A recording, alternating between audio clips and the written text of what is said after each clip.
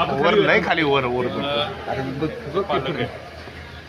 पालकमंत्री त्यांच्या पालकत्वाखाली आता मगाशी मला म्हटलं शेजारी बसा, म्हटलं मी हात पुढे करतोय तर तुम्ही घेणार, म्हटलं आमची मिठी मारायची तयारी, म्हटलं आता तुम्ही चालते का नाही.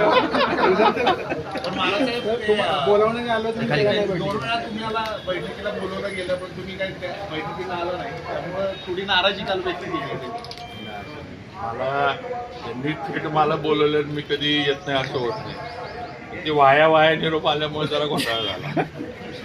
या जिल्हा परिषदेला आता तुम्ही दोघं एकत्र असणार आहे का?